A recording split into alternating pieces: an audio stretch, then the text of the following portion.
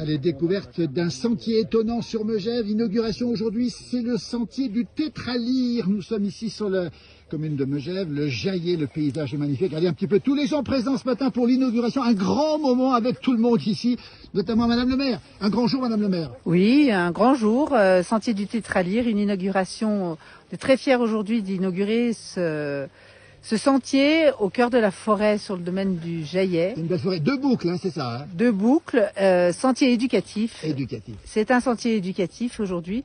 On a un patrimoine et une richesse inestimable avec cette forêt.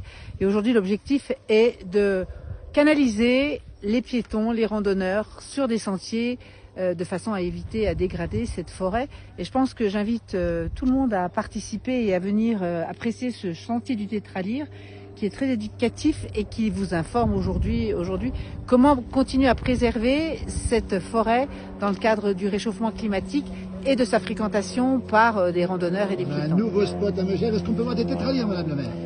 Alors les chasseurs sont là, je ne sais pas si on a vu, je sais qu'effectivement le Tétralyre niche dans ces secteurs. Oui. Et effectivement c'est un endroit privilégié avec de la forêt, des zones humides, il y a toute une biodiversité et une vie au sein de ces espaces dont notre souhait est de préserver ces espaces aujourd'hui. Nouveau spot à Megève, on le rappelle, le sentier du Tétralyre, on part de la Frasse après un petit peu sur la versant sud du Jaillet. Allez voir Jean-Pierre Chattelard. Jean-Pierre Chattelard, c'est le début, c'est la suite de ce que vous faites à Megève. Vous voulez préserver l'environnement, Jean-Pierre Chattelard, adjoint à l'environnement. On est là, oui, bien sûr, on est fiers, comme l'a dit Madame le maire, d'inaugurer cette nouvelle version du sentier du Tétralyre qui existait depuis bien longtemps, parce qu'il y a bien longtemps qu'on a repéré l'endroit. On est dans son habitat. Bien entendu, là, on est bien trop nombreux pour en croiser un, parce qu'il y a longtemps qu'il nous a sentis et qu'il est allé se cacher. Par contre, on lui a préservé des zones humides dans lesquelles il adore se nourrir et se cacher. Donc, on va éviter les conflits d'usage et on a des promeneurs calmes et tranquilles. On va attirer les familles avec ça. Les familles vont venir ici, on rappelle le sentier du Tétralyre. On va continuer justement ce magnifique sentier, cette forêt, la vue imprenable sur le Mont Blanc, la vue sur les arbres. On va retrouver un chasseur, puis après on ira voir, pardon, je passe devant, Christian Arvin-Béraud, chasseur avec Gabriel Perrin, ami de la nature aussi.